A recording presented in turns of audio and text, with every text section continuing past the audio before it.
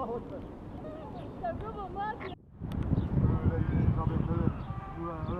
Yap. Böyle aç aç. Böyle bak kollarınla kapat biraz. Sık biraz.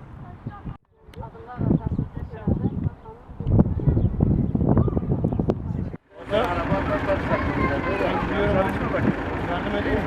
Küçükten beri futbola zaten ilgim vardı. Ailemin de desteğiyle futbola başladım. Küçük yaşta başlamış olsaydım çok daha iyi yerlere gelebilirdim. Şu an milli takımda oynuyor olabilirdim. Ama kadın futbolu Türkiye'de çok gelişmediği için biz de çok geç başladık tabii futbola. Buna rağmen çok güzel şeyler başardığımıza inanıyorum. 2 sene önce Van Büyükşehir Belediyespor'dan 1955 Batman Belediyespor'a transfer oldum. Burada üniversite okuyorum. Yani futbol erkek oyunudur diyorlar. Erkekler bunu genellikle söylüyor. Ama biz bu algıyı yıktığımıza inanıyoruz. Zaten taraftarlarımız genelde erkek. Gelip izliyorlar. Yani onlardan daha iyi oynadığımızı düşünüyorlar artık. Böyle. Kadın futbolunu çok destekliyor ki ben zaten oynadıktan sonra daha da bir desteklemeye başladılar. Şu an maçlarımızı izlemeye geliyorlar. Burada Batmanlı arkadaşlarımızın aileleri de maçımızı izlemeye geliyor. Keşke benim ailem de burada olsaydı, maçımı izlemeye gelseydi. İsterdim yani ama Van'da geliyorlardı sağ olsunlar. Ailelerin desteği çok önemli. Ya biz algıyı yıkıyoruz tabii. Mesela bize gidin işte top oynamayın, sizin işiniz top değil, gidin bulaşık yıkayın, evinizde oturun, koca bekleyin derler. Ya biz bu algıyı yıktık. Üniversitemizde okuduk. Ben 4 senedir Batman'dayım. Batman'ı çok seviyorum, Batman'ı. Umarım bundan sonra da futbola devam ederim ki küçüklerime de örnek oluyorum bu şeyle. Lise hayatımda futbola başladım, futbolla tanıştım.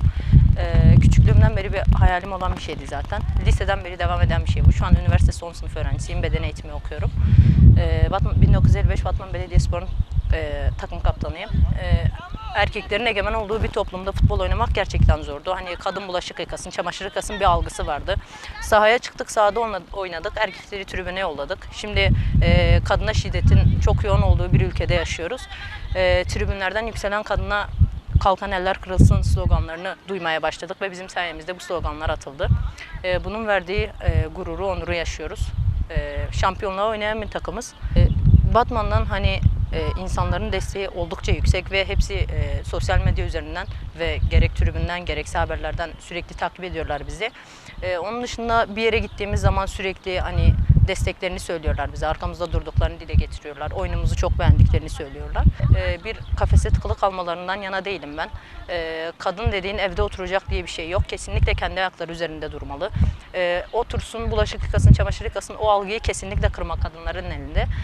Biz yaptıysak herkes yapar. Bunun sadece erkek oyunu değil de kadınların da oyunu olabileceğini gösterdik herkese. Attığımız gollerle, oynadığımız topla, saha içindeki duruşumuzla, hareketimizle, her şeyimizde erkeğin kadından üstün olduğu bir tarafının olduğunu düşünmüyoruz. Gerek fiziksel gerek zihinsel olarak. Her anlamda hani eşit yaratılan varlıklarız biz ve kesinlikle eşitlikten yanayız, eşitlikçiyiz hepimiz. Onun dışında zaten tribünlerdeki taraftarlarımızın çoğu da erkek. İlla izlemeye gelen kadınlar da var tabii ki ama tribünlerde o kadar erkek görmek, özellikle bunların içinde ailelerimizin de olması hepimize güç, kuvvet, destek veriyor.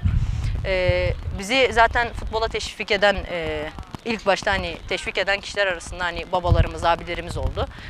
Engel olmak isteyenler oldu. Oyunumuzu gördükten sonra her anlamda bize destek sundular. Desteklerini devam ettirdiler. Mutluyuz. Takımımla birlikte kesinlikle 2. lige çıkmak, 2. lige de 1. ligde çıkmak. 2. lige çıktıktan sonra takımımı 1. ligde yani Batman'ın 1. ligde temsil etmeyi istiyorum. İstanbul takımlarını Batman'a getirmek istiyorum. İleride de hani öğretmen olarak mesleğime devam etmek istiyorum.